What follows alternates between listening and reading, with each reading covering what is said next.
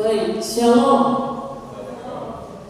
Kita patut mengucapkan puji syukur kepada Tuhan Yang Maha Esa atas rahmat-Nya kita boleh berkumpul di tempat ini untuk mengikuti rangkaian acara kebaktian kebangunan rohani Jemaat Yordan dan Jemaat Remu dengan tema Jawaban Pasti di Tengah Krisis Dunia yang akan kita mulai pada hari ini tanggal 19 sampai tanggal 25 April 2026.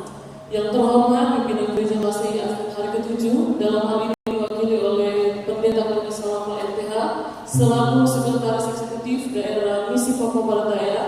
Yang kami hormati Ketua Jemaat Majelis Jemaat, yang kami hormati Ketua Panitia dan seluruh panitia yang kami banggakan, dan yang kami kasihi seluruh anggota jemaat dan tamu undangan yang sudah memenuhi undangan kami untuk hadir di acara kebaktian kebangunan rohani pada malam hari ini.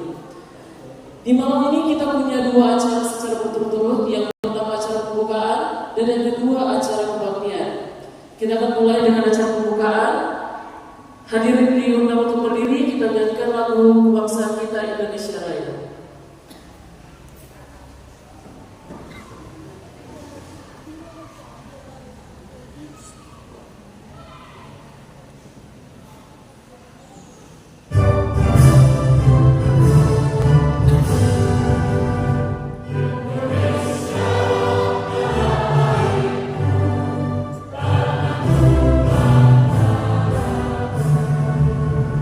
Yes,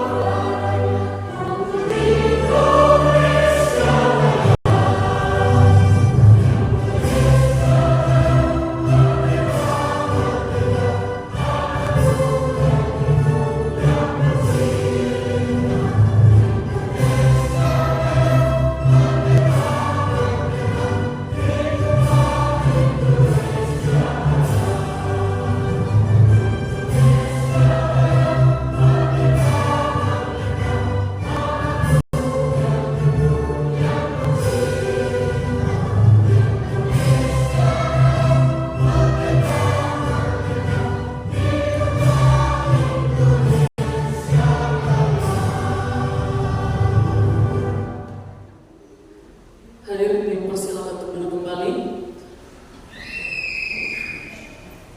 Kita ikuti laporan panitia akan disampaikan oleh Ketua Panitia. Saya undang Saudara Pendeta Pasaribu. Disilakan.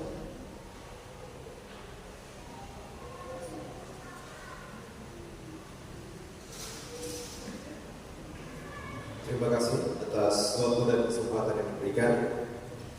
Laporan Panitia KKR Gereja Masjid Advent 7 Daerah Misi Papua Barat Daya, Jemaat Ratu dan Jemaat Yordan.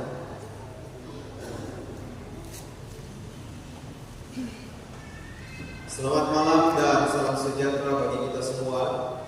Salam dalam kasih Tuhan Yesus Kristus. Yang kami hormati pimpinan Gereja Masjid Advent hari ke-7 Daerah Misi Papua Barat Daya.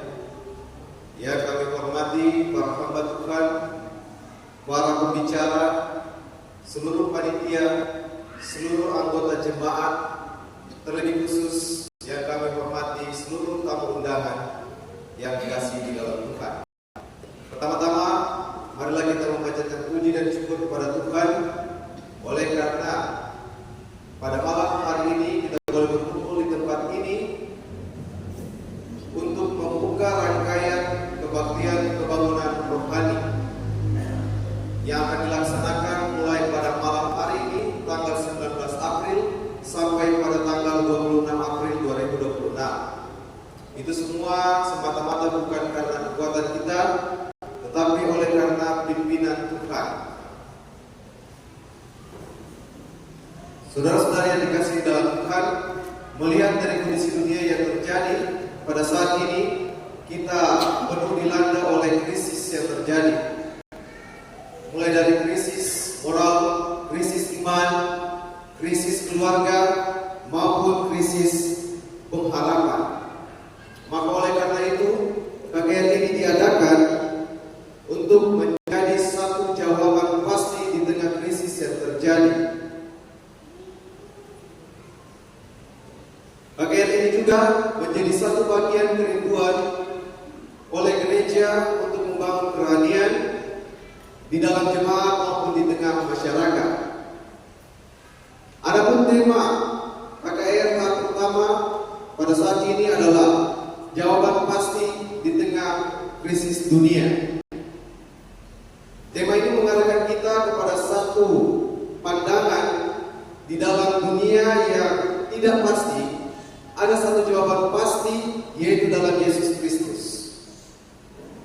Dan tujuan KKR ini dibuat adalah yang pertama, memperkuat iman kerohanian seluruh umat Tuhan. Yang kedua, menjangkau jiwa-jiwa yang rindu akan kebenaran. Yang ketiga, membawa setiap pribadi kepada pengalaman pertobatan yang sejati.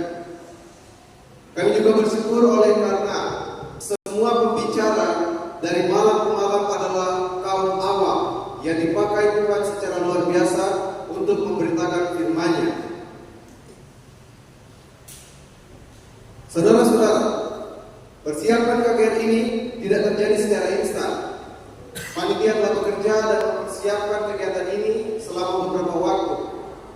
Beberapa hal yang dilakukan oleh panitia antara lain mengadakan rapat koordinasi secara berkala, membagi tugas pelayanan dalam berbagai bidang, melakukan persiapan rohani melalui doa bersama, serta mengadakan kunjungan dan pendekatan kepada jiwa-jiwa.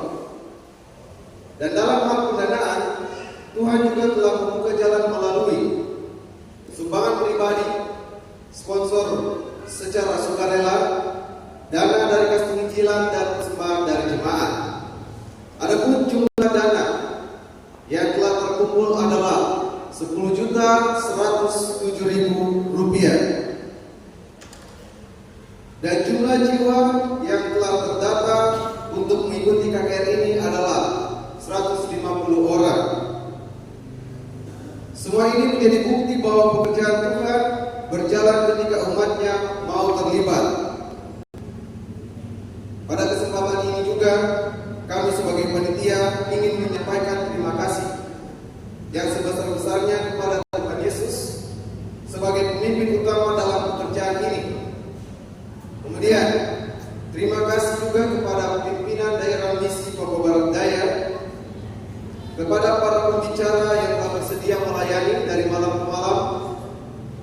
kemudian seluruh panitia yang telah bekerja dengan setia, jemaat Pionir Remu dan Yordan,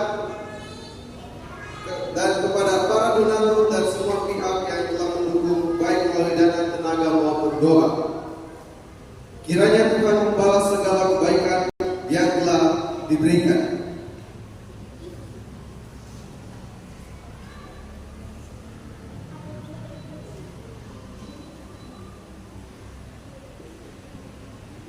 Saudara-saudara yang dikasihi Tuhan, harapan kami melalui KKR ini adalah terjadi kebangunan rohani yang nyata, iman jemaat semakin ditumbuhkan, kemudian banyak jiwa yang menerima kebenaran firman Tuhan dan mengambil keputusan untuk menjadi pengikut Kristus yang benar sesuai dengan firman Tuhan.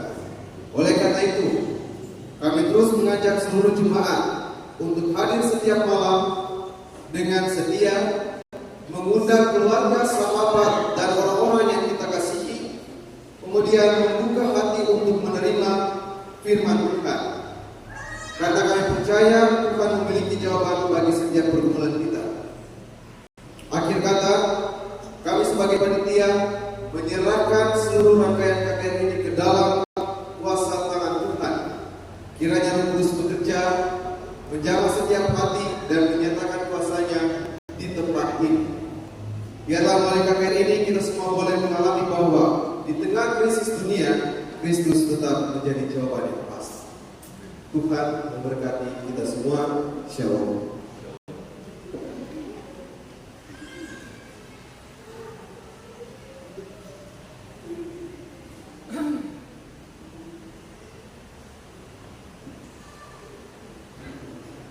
Terima kasih ucapan kepada Ketua Panitia. Selanjutnya kita ikuti sambutan sekaligus akan membuka acara kebaktian kebangunan rohani kita di malam hari ini. Saya sebut dengan kasih Bapak Tuhan Pendeta Karolus Salama, MTH selaku Sekretaris Eksekutif Daerah Misi Papua Barat Daya.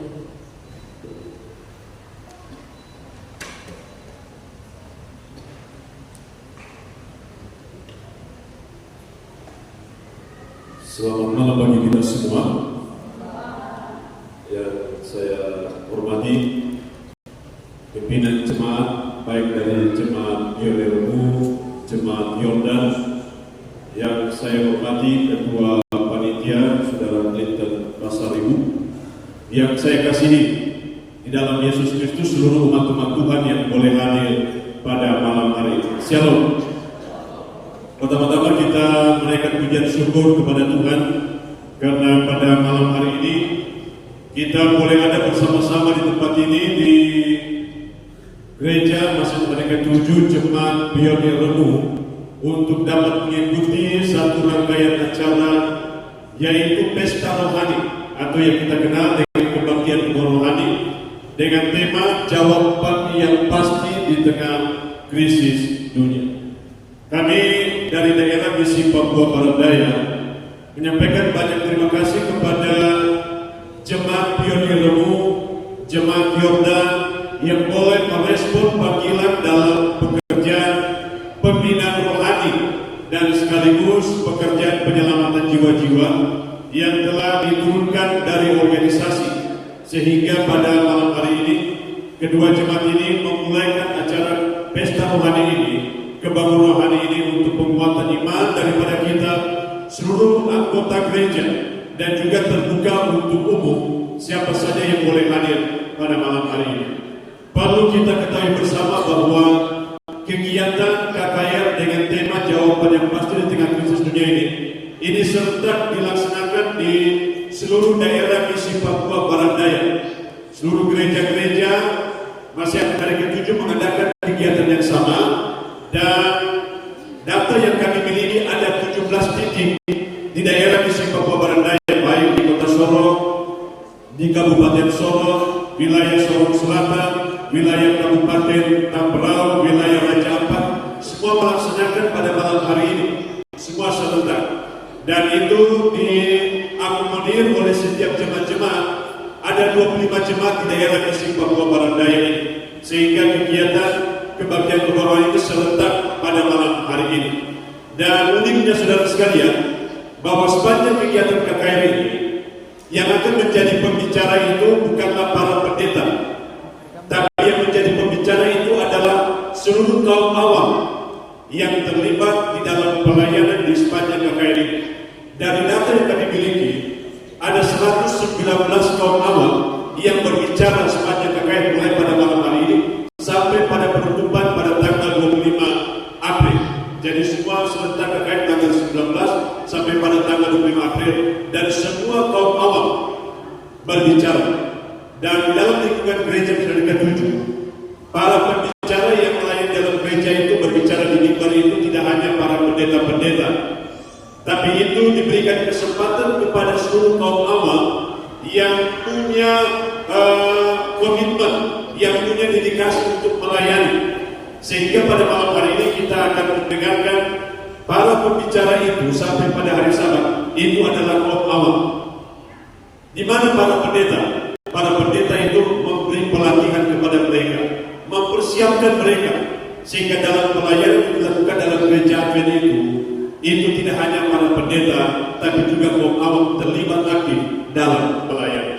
Di dalam gereja Advent ada satu slogan yang kita sudah tahu bersama, yaitu TMI, Total Member Involvement. Dan itu semuanya menjadi bagian daripada seluruh jemaat-jemaat yang ada di daerah misi Papua Barat Daya. Oleh karena itu, terima kasih banyak kepada jemaat Beyond Remu, jemaat Yordan yang sudah merespon panggilan pelayanan ini. Seperti tadi laporan daripada Ketua Panitia, Saudara Clinton Pasal ini orang muda, tapi sudah menjadi Ketua Panitia dan juga akan menjadi pembicara juga nantinya dalam satu pekan kegiatan ini. Dari apa yang sudah disampaikan tadi, kegiatan KKR ini tujuannya adalah penguatan iman, revival bagi seluruh anggota gereja, dan juga terbuka untuk umum agar iman kita dikuatkan untuk menantikan Yesus datang pada kali yang kedua. Saudara sekalian, tema yang diambil oleh gereja dalam kegiatan KKR ini adalah jawaban yang pasti di tengah krisis dunia. Kita mengalami krisis banyak dalam hidup ini, baik krisis rumah tangga, krisis moral, krisis kepercayaan, krisis keuangan, krisis keamanan. Kita mengalami krisis tersebut, dan menjadi pertanyaan bagi kita, di mana kita mau mendapat jawaban yang pasti di tengah krisis ini. Tadi sudah disampaikan, jawaban pasti ini kita hanya bisa dapatkan dalam Yesus Kristus saja. Oleh karena itu, saya mengimbau bagi seluruh anggota gereja, bagi siapa saja, para tamu umat Tuhan, mari kita datang dari malam ke malam, sehingga kita boleh mendapatkan pengkabaran yang akan memberikan kita jawaban pasti di tengah krisis di atas dunia ini. Izinkan saya untuk membacakan dua ayat yang akan menjadi kekuatan bagi kita dalam sepanjang mengikuti kegiatan ini. Dalam Matius pasal 11 ayat yang ke-28, firman Tuhan berkata, "Marilah kepadaku semua yang letih dan berbeban berat, aku akan memberikan kelegaan kepadamu." Di tengah krisis ini, kita susah, kita mengalami banyak pergumulan dalam dunia yang tidak pasti. Namun ingat, Tuhan mengundang kita datang kepadanya. Datang pada malam hari ini, datang sepanjang acara KKR agar kita mendapatkan jawaban yang pasti. Lalu ayat yang terakhir di dalam Yohanes pasal yang ke-14 ayat yang ke-6, firman Tuhan berkata, kata Yesus kepadanya, "Akulah jalan, kebenaran dan hidup. Tidak ada seorang pun yang datang kepada Bapa kalau tidak melalui aku." Jawaban pasti itu hanya didapatkan di dalam Yesus Kristus saja. Saya ingin pinjam bahasa dari Kabupaten Tambrau. Bisa dikatakan Yesus Kristus itu Yehun Allah. Jadi kita bersyukur karena kita punya jawaban pasti, yaitu Yesus Kristus, dan kita bisa mendapatkan panduannya itu dalam Alkitab sebagai buku pedoman untuk menuntun kehidupan kita. Oleh karena itu, mewakili gereja Masih Advent hari ke-7 daerah misi Papua Barat Daya atau yang kita kenal dalam lingkungan Kekristenan Sinode Papua Barat Daya, kami mengucapkan selamat mengikuti kegiatan KKR ini, dan Tuhan memberkati kita sepanjang acara KKR dengan tema jawaban yang pasti di tengah krisis dunia. Tuhan memberkati kita, dan untuk membuka KKR pada malam hari ini, saya mengundang Ketua Panitia untuk boleh ada di depan bersama-sama, dan kami berdua akan memukul atau membunyikan mic ini. minta maaf, kapasitas tidak akan kuat. Hanya pelan saja. Kami akan membunyikan mic ini sebanyak 3 kali. 3 kali, karena dalam gereja Advent dikenal dengan 3 K: keterbukaan, kebersamaan, dan ketaatan. Jadi kami dengan ketua panitia akan membunyikan tifa ini, mic ini sebanyak 3 kali, menandakan bahwa KKR dengan tema jawaban pasti dibuka malam hari ini dan akan berjalan sampai pada penutupan pada hari Sabtu.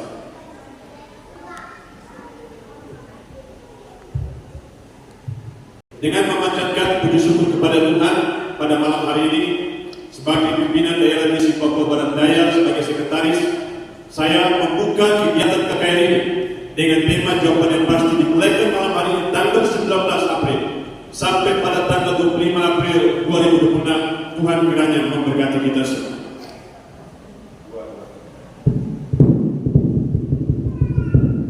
Tuhan memberkati kita. Selamat mengikuti KKR ini. Baik, terima kasih. Mohon izin pendeta untuk tetap di tempat. Kami dari panitia ingin memberikan penghargaan sebagaimana kasih kami. Untuk itu saya minta kesediaan dari ketua panitia untuk menyempatkan tumpang yang ada.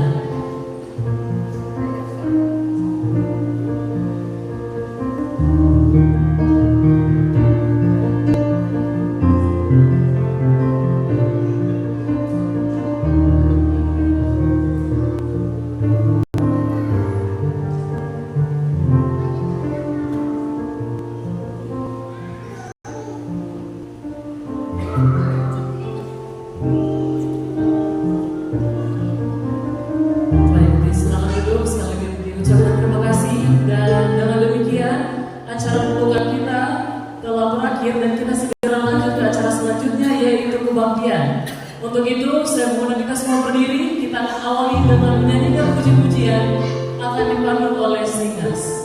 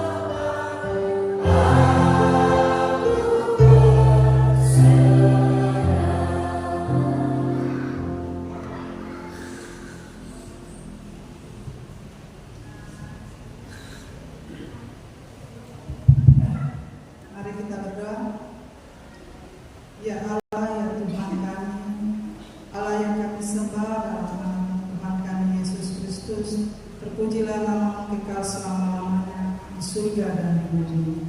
Kami puji nama-Mu ya Allah, pencipta langit dan bumi. Untuk kasih sayang perlindungan kepada kami, sehingga kami semua masih hidup dan bernapas sampai pada malam hari ini.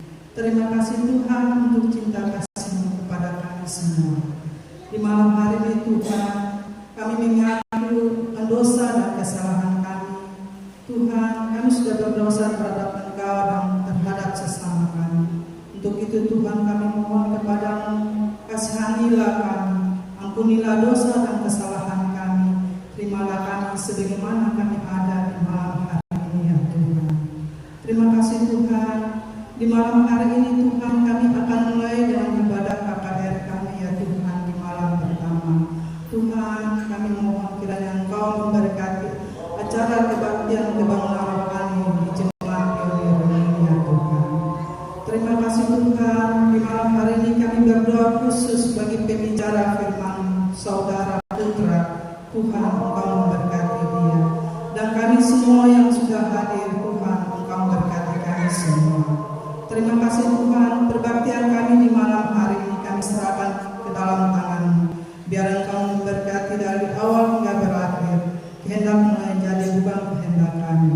Di dalam nama Yesus kami berdoa, mengucap syukur kepada Allah Bapa dalam kerajaan surga.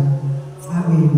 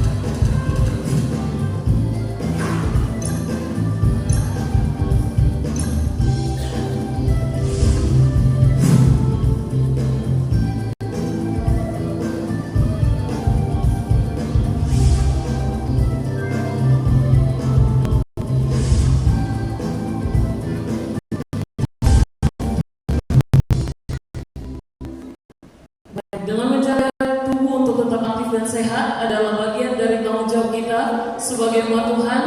Dan dengan melalui gerakan sederhana, makanan yang sehat, kebersihan lingkungan, menghindari asap rokok, juga melakukan cek kesehatan rutin, kita diingatkan bahwa tubuh kita adalah anugerah yang harus dipelihara dengan baik agar kita dapat melayani Tuhan dengan maksimal. Kesehatan yang kita lakukan hari ini adalah kekuatan yang dapat kita gunakan untuk melayani di esok hari. Karena itu, marilah kita menghargai setiap kesempatan yang ada untuk menjaga pola hidup sehat dan hidup seimbang dalam kasih Tuhan. Seperti dalam firman Tuhan berkata dalam 1 Korintus 6 ayat 19, atau tidak tahukah kamu bahwa tubuhmu adalah bait Roh Kudus yang diam di dalam kamu. Roh Kudus yang kamu peroleh dari Allah, bahwa kamu bukan milik kamu sendiri. Dan selanjutnya kita akan diberkati pada malam hari ini dengan satu lagu pujian. Untuk itu saya mengundang The Love Voice untuk dapat tampil di depan.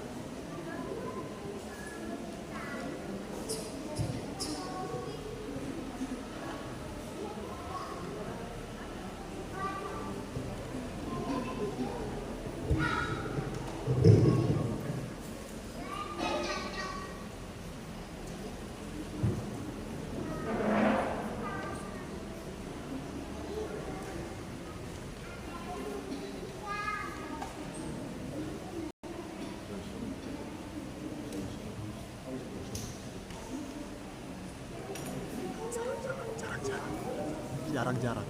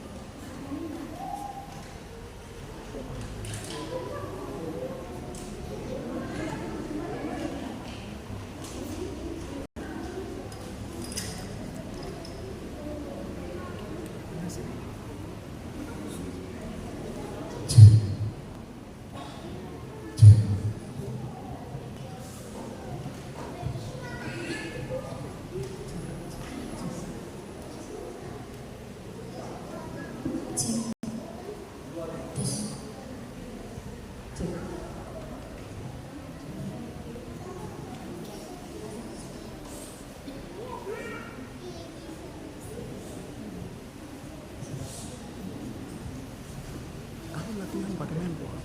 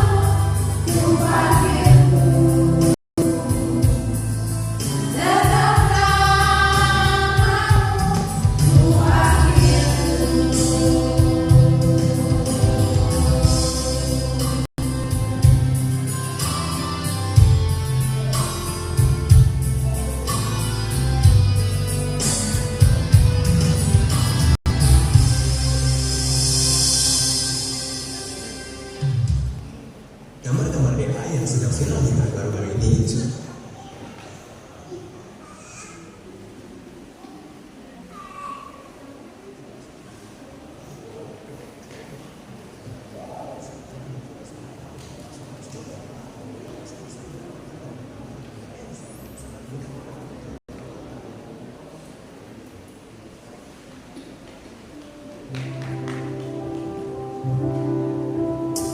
Saya yakin kita semua sepakat merasa diberkati atas lagu pujian yang telah dinyanyikan. Dan sekarang mari kita siapkan persembahan kita dan kita ikuti bacaan persembahan oleh Ibu Deborah Matahari.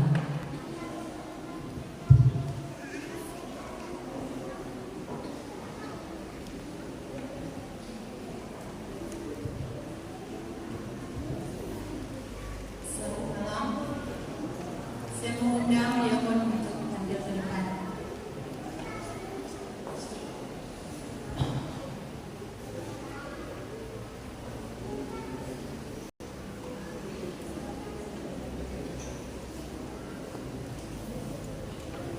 Shalom bagi jemaat yang dikasihi Tuhan.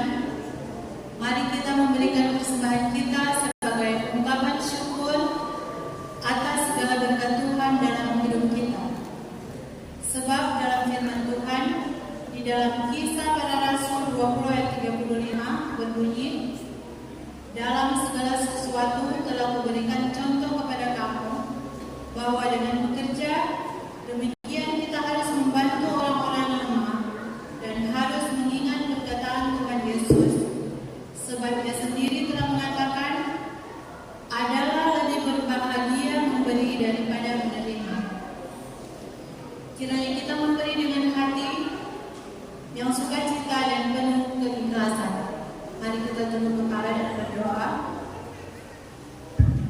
Terpujilah nama-Mu ya Tuhan, karena merasalah kami betapa besar cinta kasih dan kemurahan Tuhan yang selalu kami rasakan sepanjang hari yang telah lalu hingga tiba pada malam hari ini dengan penuh kesukaan. Ya Tuhan, pada malam hari ini kami akan mengumpulkan persembahan.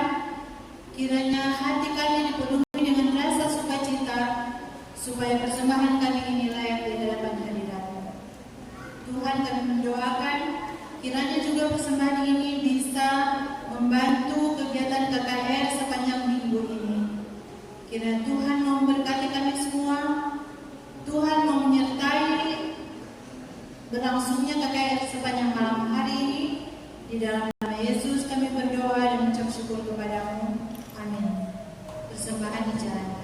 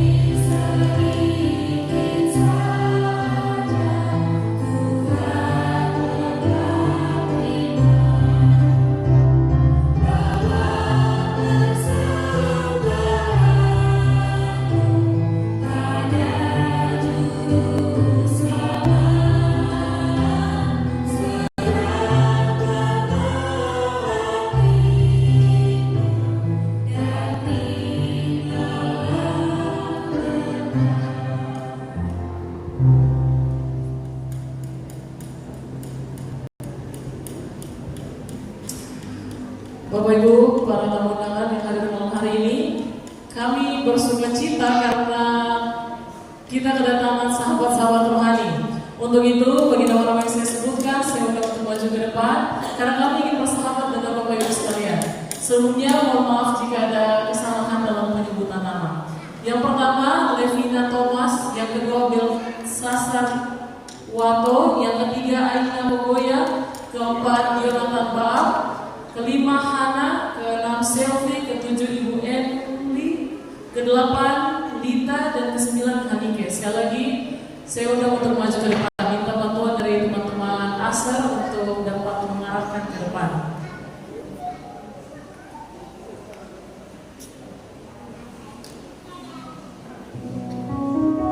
Baik, dan yang akan memberikan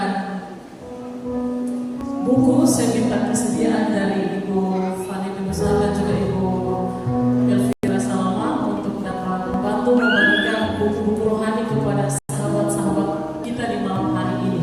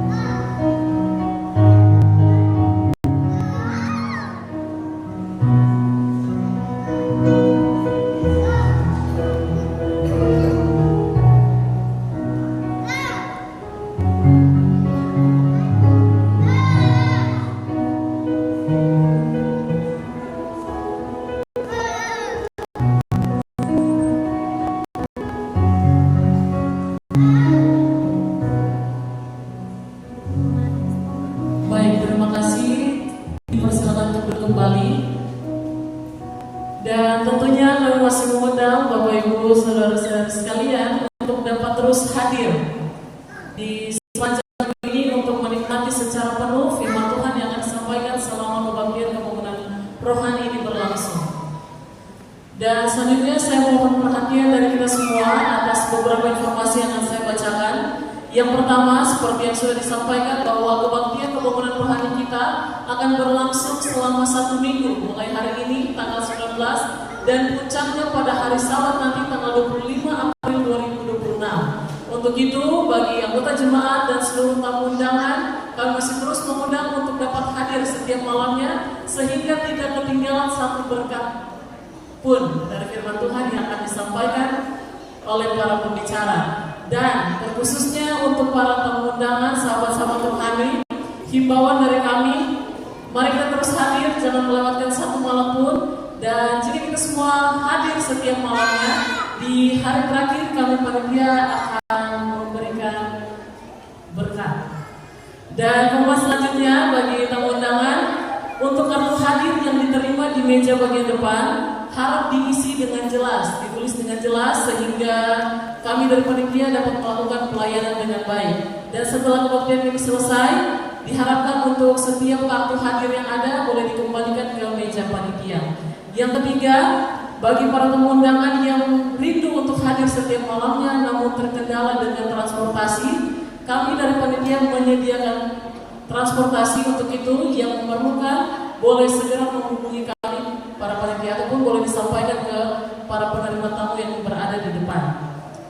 Pengumuman yang keempat, ini khusus himbauan untuk anak-anak yang sudah hadir di malam hari ini. Mulai besok malam kita akan ada kelas khusus untuk anak-anak. Jadi orang dewasa tetap di sini dan anak-anak ada acara khusus. Untuk itu, yang sudah hadir di malam hari ini, besok malam hadir kembali dan ajak teman-teman, saudara, kakak, adik semua untuk ikut kelas anak-anak yang akan disediakan. Tentu dipersiapkan acara yang menarik, yang baik untuk anak-anak sekalian. Dan pengumuman yang terakhir bahwa di malam hari ini kita akan mengikuti pembahasan firman Tuhan dengan judul sebuah sumber pengharapan yang akan disampaikan oleh evangelis Erik Putra Lucileo. Untuk itu saya undang ke depan dan selaku bendahara jemaat Yordan. Saya minta kesediaan dari hamba Tuhan Freda Salma untuk dapat menyematkan kembang kepada pembicara kita di malam hari ini.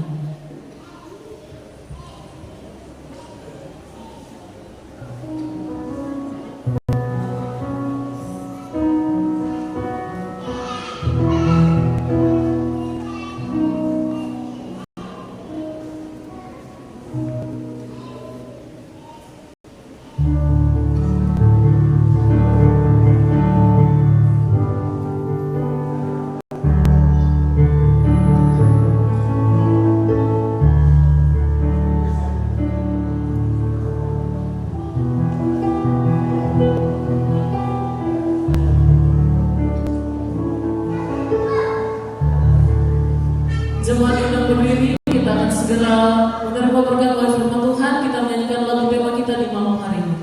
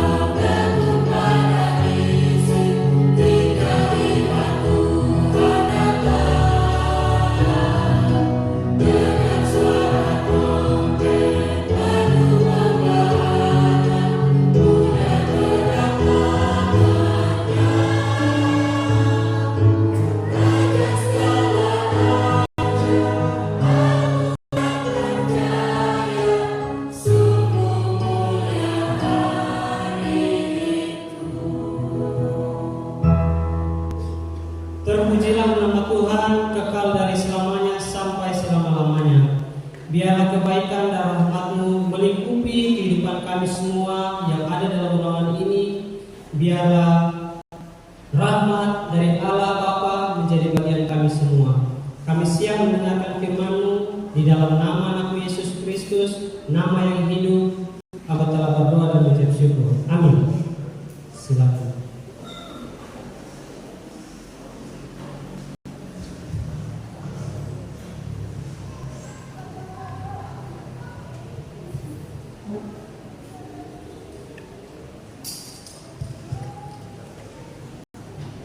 Shalom, selamat malam.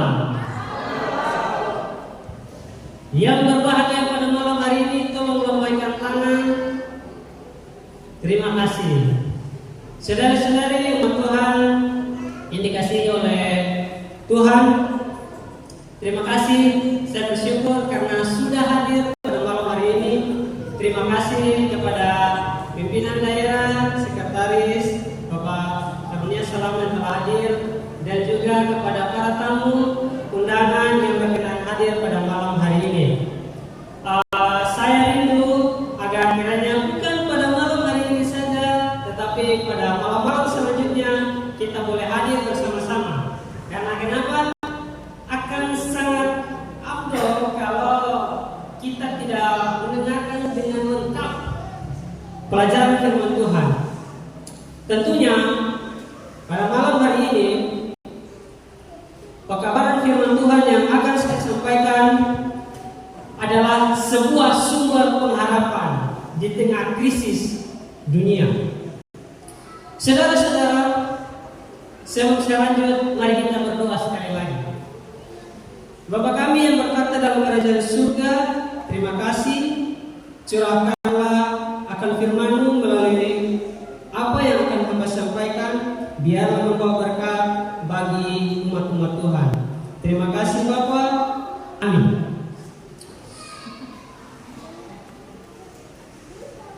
Saudara-saudara, coba membayangkan ini. Misalkan ada orang yang saudara cintai dan dia masuk ke rumah sakit.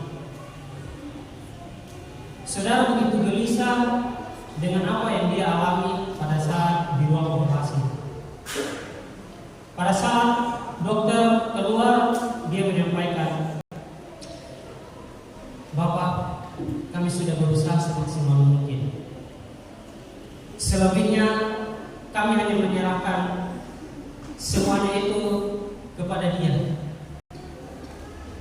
Saudara-saudara, kira-kira kepada siapa dia meminta permohonan itu? Kemudian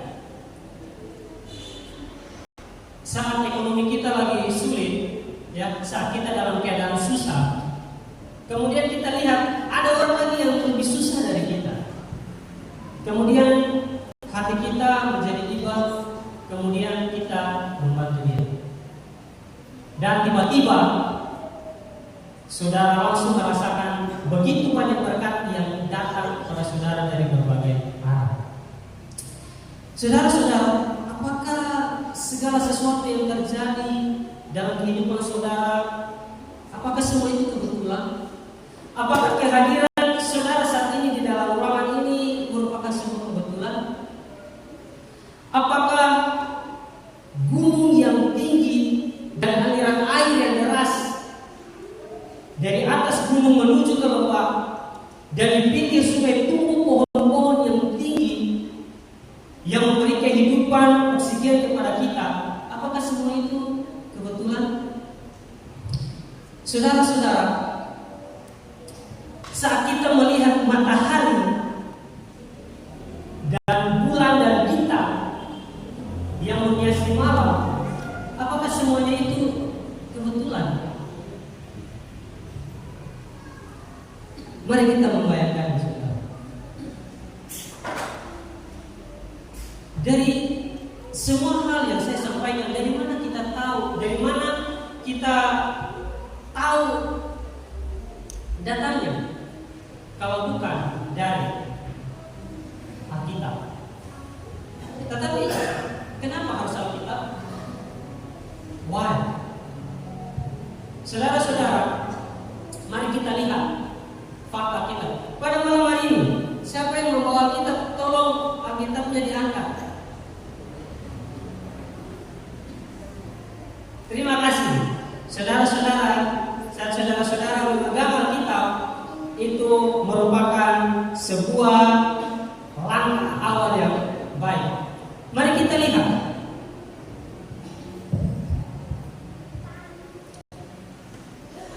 Alkitab yang kita pegang saat ini, saudara-saudara yang saudara-saudara pegang, dulu belum menjadi satu kesatuan seperti yang kita lihat saat ini. Ya.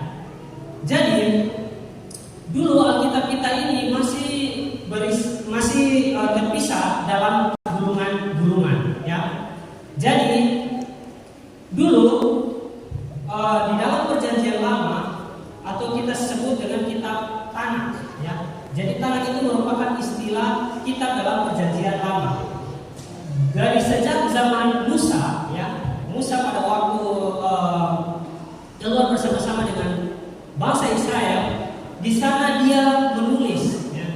Dulu kalau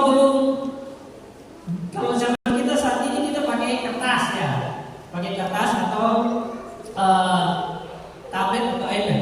Tetapi dulu saudara-saudara, mereka menggunakan rumput papirus yang dipadatkan, kemudian dikeringkan, lalu mereka pakai untuk tulis di atasnya. Kemudian dari perkamen. Jadi saudara-saudara tahu, perkamen itu adalah kulit binatang yang dipakai, dijemur, kemudian digunakan untuk menulis di dalamnya. Nah, saudara-saudara tahu, mulai dari zaman Musa, ya, kemudian masuk kepada zaman para nabi, kemudian masuk kepada zaman tulisan syair dan juga nubuatan Mesias, itu mempunyai rentetan waktu, ya, mempunyai rentetan waktu. Nah, Alkitab ditulis dalam rentang kurang lebih 1500 tahun. Jadi dari 1400 sampai 400 sebelum Masehi itu disebut dalam Perjanjian Lama. Jadi para nabi mereka menulis sepanjang zaman itu.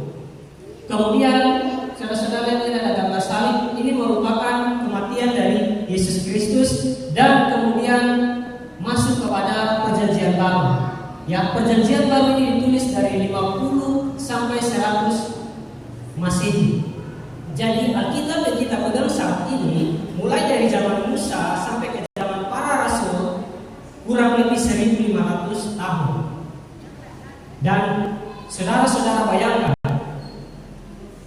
bagaimana orang-orang pada zaman dahulu mereka harus tulis di atas papirus dan juga perkamen. Ya, seperti ini.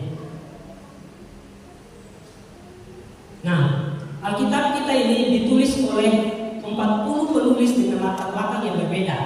Ada raja, kemudian ada dokter, pemungut cukai, nelayan dan gembala.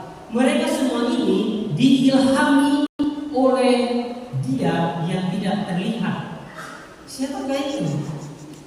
Apakah semua ini terjadi secara kebetulan? Saudara-saudara, Alkitab kita ini yang paling menariknya lagi adalah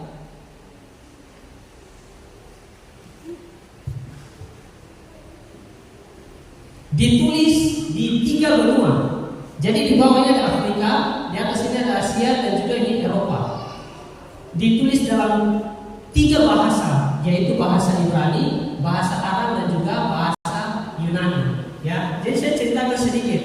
Pada waktu zaman Musa, kira-kira Musa ada di benua apa? Di benua apa? Di sini saudara. Afrika. Itu kitab yang pertama ditulis adalah menggunakan bahasa Ibrani. Kemudian pada saat pembuangan, ya, bangsa Israel, mereka mulai menggunakan bahasa Arab. Jadi yang ditulis di dalam kitab adalah menggunakan bahasa Arab. Kemudian sampai kepada zaman di mana bangsa Yunani mendominasi akan dunia, mereka mulai menulis menggunakan bahasa Yunani. Saudara-saudara, yang menjadi pertanyaan paling penting adalah kenapa saya harus percaya kita?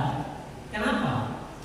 Penemuan arkeologi ditemukan bahwa mereka menemukan gulungan kitab Yesaya pada tahun 1957. Kemudian tablet Ebra berisikan kisah tentang kerajaan Israel Kemudian kisah menemukan desa ditemukan dalam penggalian oleh Robert Colquhoun pada 1899. Kemudian kisah Medo Persia ditemukan dalam silinder Cyrus, dan kisah Alexander the Great tahun 1799 di Prasasti Batu Buseta.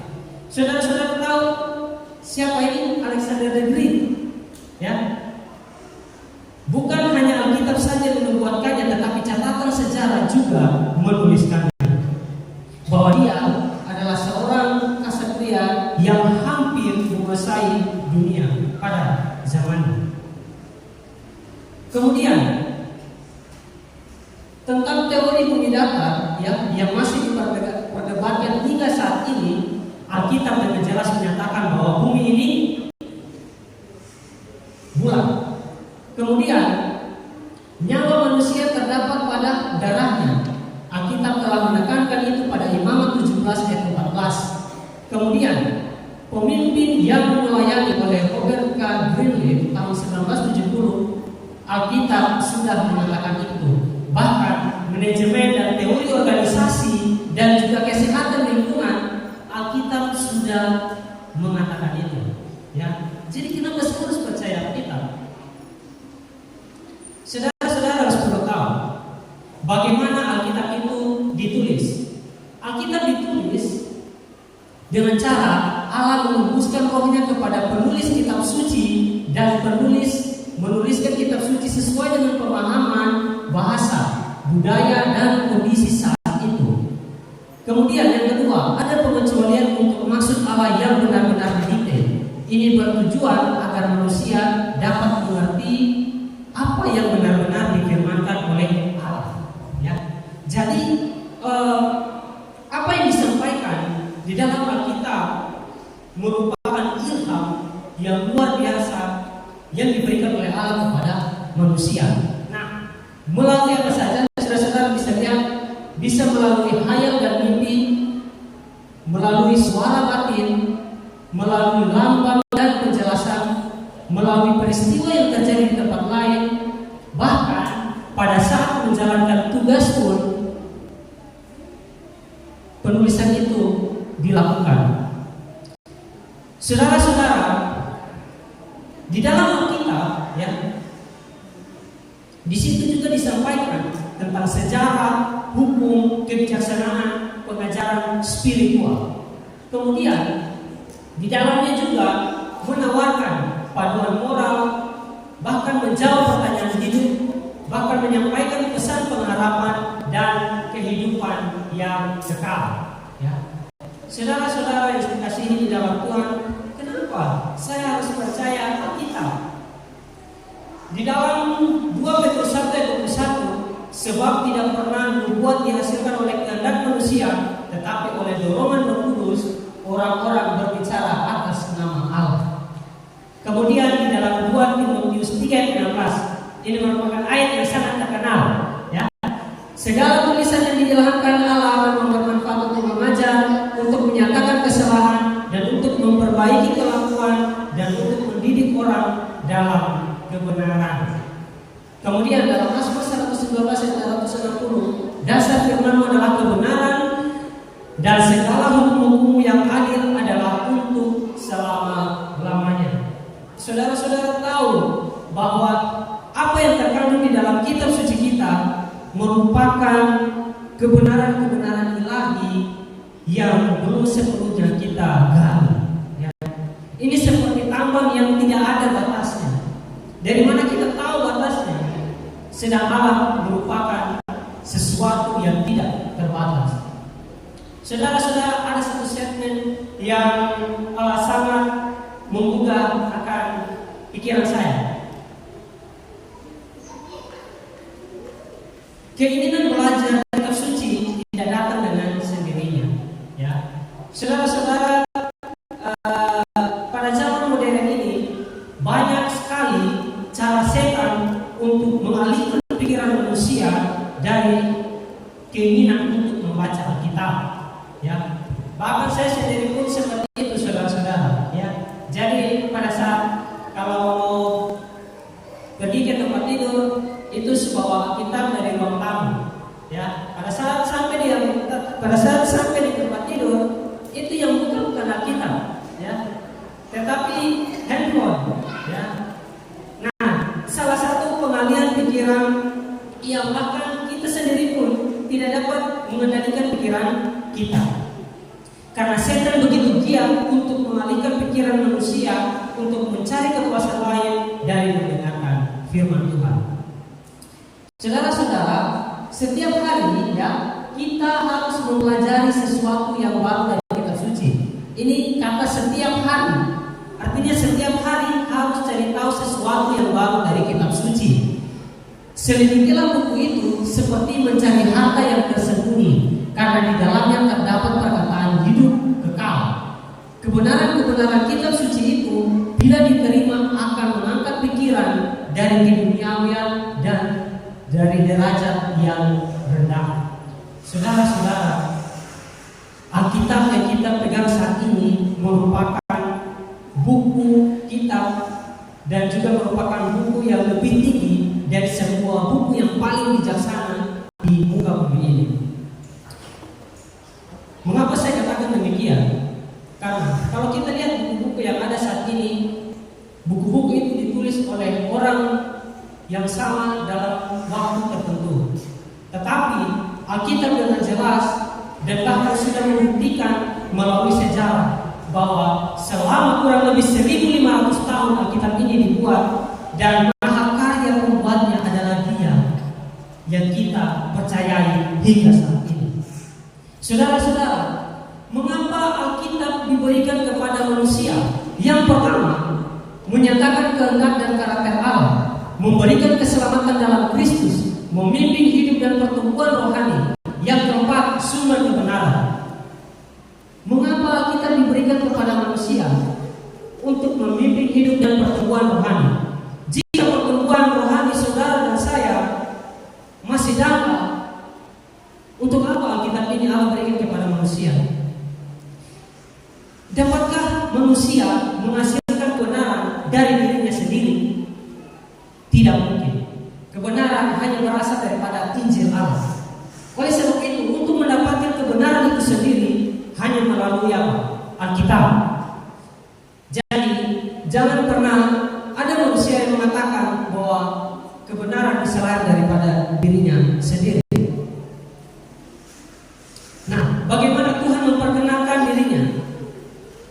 Saudara-saudara, saya mau tanya, di antara saudara-saudara yang hadir pada malam hari ini, ada yang mengenal Tuhan? Tolong angkat tangan. Terima kasih. Bagaimana Tuhan memperkenalkan dirinya? Melalui alam ciptaannya dan melalui Yesus yang adalah inti daripada Alkitab. Saudara-saudara, jika ingin mengenal Tuhan lebih dalam, jika ingin mengenal Tuhan lebih intim, baca Alkitab, ya. Jangan hanya berdoa saja, ya. Kadang kita memuaskan diri seolah-olah sudah merasa kedekatan dengan Tuhan, hanya cukup dengan berdoa. Padahal sebenarnya saudara-saudara, membaca Alkitab lebih menambah hubungan yang lebih intim dengan Tuhan. Saudara-saudara, apakah Alkitab menentukan kehidupan manusia? Karena Alkitab adalah inspirasi dari Allah, maka Alkitab memiliki otoritas ilahi untuk mengarahkan manusia. Bayangkan, Alkitab memiliki otoritas ilahi. Kemudian yang kedua, Yesus menempatkan Alkitab di atas tradisi dan pendapat-pendapat manusia. Kemudian, para penulis Perjanjian Baru menerima firman Yesus Kristus sebagai kitab suci dan menganggapnya memiliki otoritas yang sama seperti tulisan-tulisan Perjanjian Lama. Saudara-saudara, Alkitab yang kita pegang saat ini memiliki otoritas yang sungguh luar biasa. Kemudian, ini yang paling menarik. Waktu dicobai oleh iblis, Yesus berkata, ada tertulis. Saudara-saudara, ada tertulis ini merupakan sebuah pertahanan dan penyerangannya. Jadi, saudara-saudara, kita ini setiap hari selalu dicobai oleh iblis, ya. Dicobai oleh keinginan dan pikiran-pikiran kita sendiri. Amin, saudara-saudara. Ya, Tidak ada manusia yang tidak dicobai oleh iblis. Kemudian saat kita dicobai oleh iblis, kita butuh ini, kita butuh Alkitab, ya, karena kita harus mengcounter saat iblis mulai mencobai kita. Saudara-saudara, Yesus mengatakan ada tertulis. Kemudian ketika ditanya bagaimana seorang dapat memperoleh kehidupan kekal, Yesus menjawab, apa yang tertulis dalam hukum Taurat, apa yang kau baca di sana. Jadi pada saat itu orang Farisi bertanya kepada Yesus, Yesus, bagaimana caranya saya untuk memperoleh kehidupan yang kekal? Yesus menjawab, kasihilah Tuhan Allahmu dengan segenap hatimu, dan dengan segenap jiwa, dan dengan segenap kekuatan, ya, dan dengan segenap akal budi, ya, dan kasihilah sesama manusia seperti dirimu sendiri. Saudara-saudara, bayangkan, jika kita mau menerima kehidupan yang kekal, maka kita harus melayani Tuhan dengan segenap jiwa, segenap kekuatan, dan dengan segenap akal budi. Ya, ini mencakup pikiran, ya, dan juga jiwa kita. Harus benar-benar melayani Tuhan.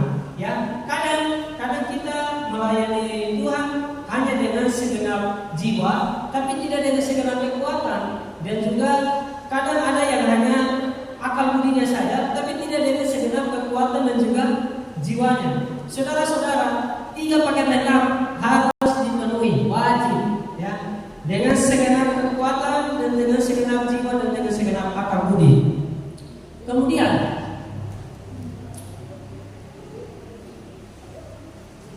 Alkitab adalah satu kesatuan. Alkitab yang merupakan satu kesatuan dalam pengajaran mengenai prinsip-prinsip keselamatan. Kemudian perjanjian lama bertindak sebagai fondasi bagi perjanjian baru. Di dalamnya disediakan kunci untuk membuka perjanjian baru, sementara perjanjian baru menjelaskan misteri perjanjian lama. Dan ini yang paling penting, Alkitab secara keseluruhan berbicara mengenai Yesus, ya. Jadi di dalam perjanjian lama, saudara-saudara, kalau kita baca di dalam kitab Lewi kecil, mereka menubuatkan tentang kedatangan Mesias, ya. Bahkan dari awal Musa menuliskan dalam kitab Kejadian, hal itu telah dinyatakan bahwa pusat utamanya adalah Yesus. Kemudian sumber yang sama, ya, keduanya berasal dari Allah dan diilhamkan oleh Roh Kudus. Kemudian pesan sentral yang sama, Kristus dalam perjanjian lama menuju ke Mesias yang akan datang, dan perjanjian baru menyatakan bahwa Mesias itu adalah Yesus. Ya, tujuan yang sama adalah bahwa menyatakan kehendak Allah dan jalan keselamatan. Ya, kemudian kadang kita bertanya, apa itu peran Roh Kudus di dalam kehidupan kita? Saudara-saudara, tanpa penerangan Roh Kudus, pikiran kita tidak akan dapat memahami dengan tepat Alkitab itu, atau mengakuinya sebagai kehendak otoritas Allah. Ya. Jadi tanpa Roh Kudus, saudara-saudara kosong, ya? Rasa kosong di dalam hati. Ya. Walaupun saudara mengetahui banyak sekali ilmu, tetapi jika tidak dalam tuntunan kuasa Roh Suci, maka pikiran kita adalah kosong. Kemudian Roh Kudus dengan kitab suci tidak akan pernah dapat dipisahkan. Roh Kudus adalah pengarang dan pewahyu kebenaran Alkitab. Nah, setelah kita tahu bagaimana Alkitab itu terjadi, kemudian bagaimana peran Roh Kudus dan apa yang tertulis di dalam Alkitab, sekarang bagaimana respon kita untuk Alkitab tersebut atau Injil? Di dalam Filipi 2 ayat 3-4, kita harus menerima dengan kerendahan hati, dan kita harus menolak untuk kehidupan yang asal-asalan. Ya, saudara-saudara di sini, ya, sejauh yang saya pernah lihat, saat orang dia membaca Alkitab, saat dia mengerti dan memahami Alkitab, kehidupannya apa? Tidak asal-asalan. Kehidupannya akan penuh dengan percaya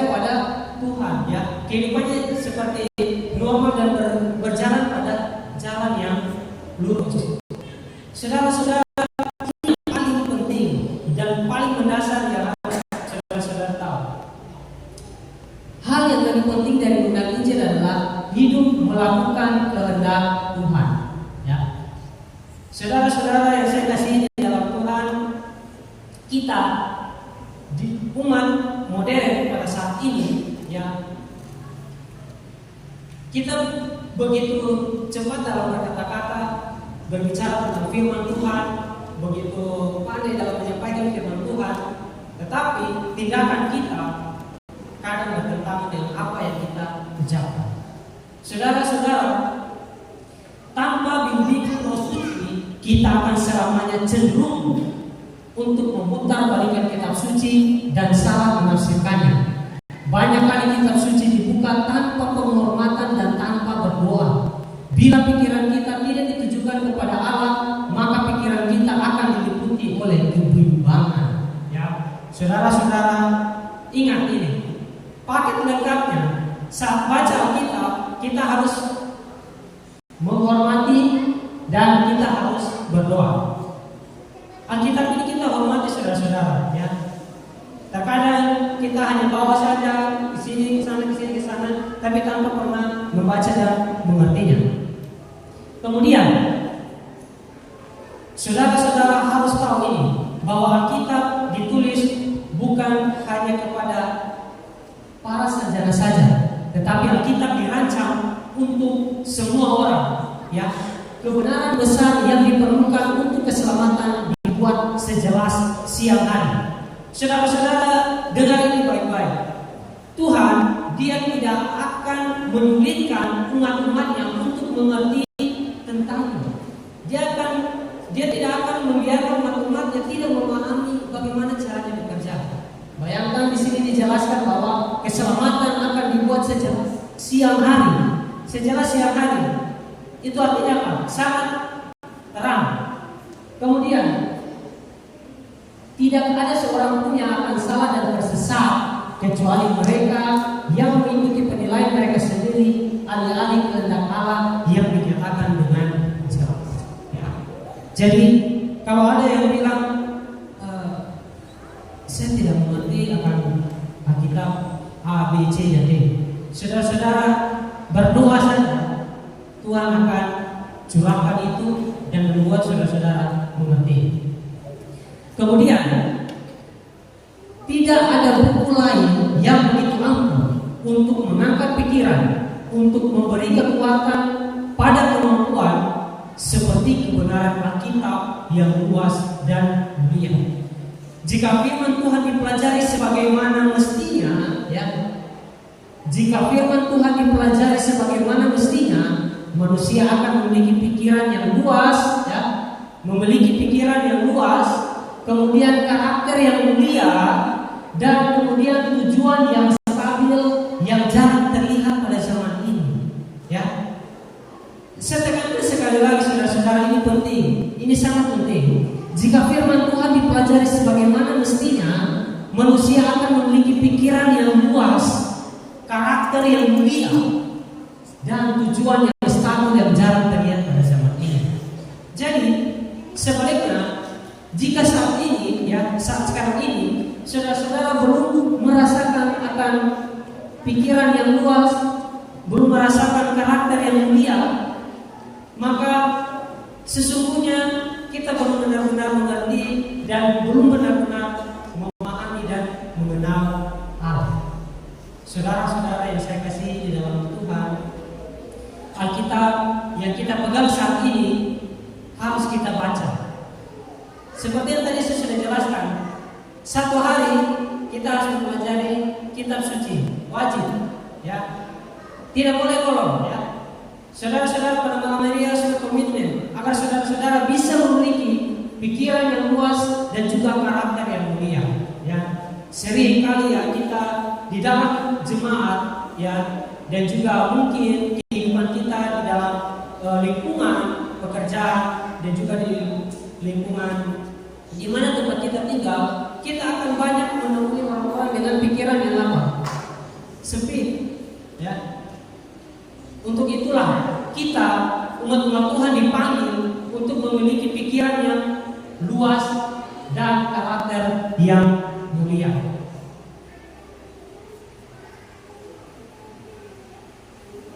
Tuhan memberikan pengharapan melalui Alkitab yang adalah kebenaran firman Tuhan. Dengan mempelajari firman Tuhan, kita tunduk kepada firman Tuhan dan melakukan firman, ya, melakukan firman, maka pengharapan akan menjadi bagian yang tak terpisahkan dalam iman kita.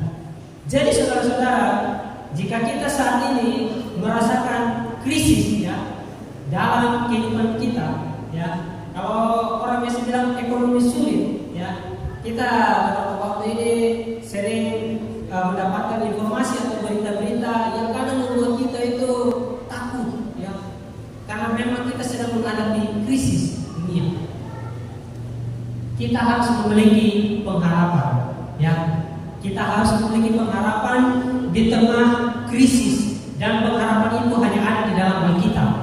Saudara-saudara bayangkan, mau krisis bahkan gempa sekalipun terjadi di samping kiri dan samping kanan kita tetap yakin bahwa kita berada di mata Tuhan dan kita mulia di hadapan Tuhan dan kita akan diselamatkan oleh Tuhan. Bagi saudara-saudara yang setuju, katakan amin. Seberapa di antara kita yang mau berkomitmen untuk menerima dan belajar Alkitab? Pada malam hari ini, marilah kita berkomitmen, ya. Saya sampaikan kepada saudara-saudara kebenaran firman Tuhan. Kita berkomitmen untuk membaca Alkitab setiap hari, ya. Alkitab menunjukkan kebenaran kekal dan juga akan memberikan kepada kita keselamatan dan kehidupan kekal. Saudara-saudara yang ingin ke surga, tolong lambaikan tangan. Pengharapan saudara menuju ke surga akan menjadi pengharapan saya, sebab tempat yang kita nantikan adalah surga yang mulia. Saya undang semua umat Tuhan untuk berdiri. Marilah kita mengundang kuasa Roh Suci bertakhta di dalam hati kita untuk menerima setiap firman yang ada di dalam Alkitab, untuk menguatkan kehidupan kita, untuk memiliki karakter yang mulia dan pikiran yang luas dan kehidupan yang berkehendak kepada Tuhan. Mari berdoa. Bapa kami yang bertakhta dalam kerajaan surga, terima kasih untuk malam hari ini. Kami sudah mempelajari bagaimana mahakarya yang telah Tuhan berikan kepada kami melalui kebenaran firman Tuhan yang ada di dalam Alkitab. Banyak sekali hal yang mulia yang ada di dalam Alkitab yang belum terselami oleh kami. Kami berkomitmen, ya Tuhan, agar kiranya pada malam hari ini kami tetap setia untuk mempelajari firman Tuhan, membaca Alkitab, dan memiliki hubungan yang intim dan dekat dengan Tuhan. Mampukanlah kami, layakkanlah kami, jauhkanlah kami daripada dosa, ya Tuhan. Pikiran-pikiran kami yang setiap hari dialihkan oleh setan membuat kami buyar dan tidak dapat melihat jalan yang lurus menuju kepadamu, ya Tuhan. Pada malam hari ini, mampukanlah kami dan kuatkanlah kami, ya Tuhan. Terima kasih, ya Bapa. Terima kasih. Hanya di dalam nama anakmu Yesus Kristus, nama yang hidup, kami telah berdoa dan mengucap syukur. Amin.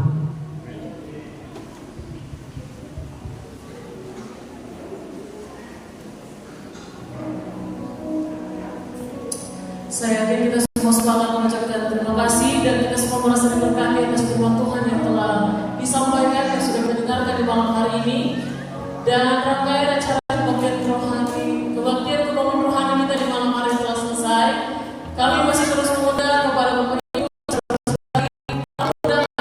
yang sudah hadir di malam hari ini untuk dapat hadir kembali pada besok malam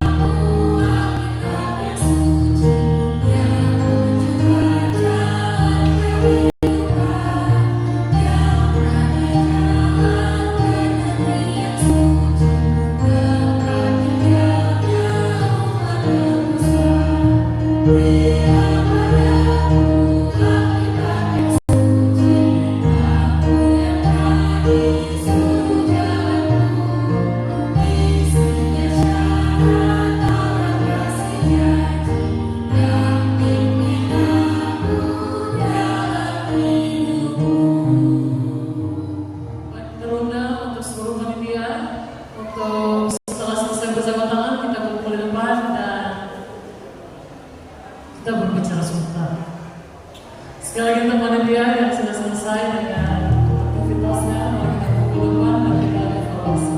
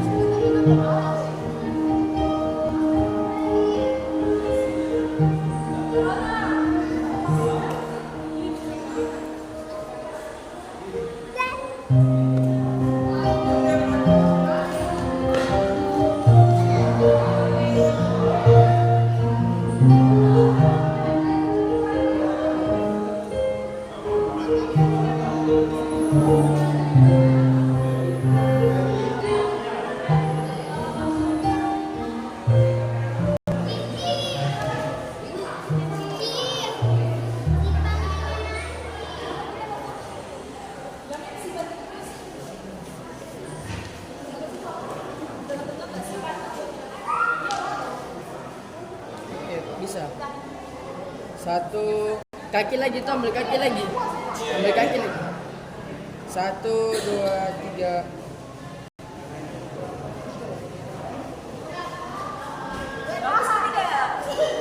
Lama sekali kan?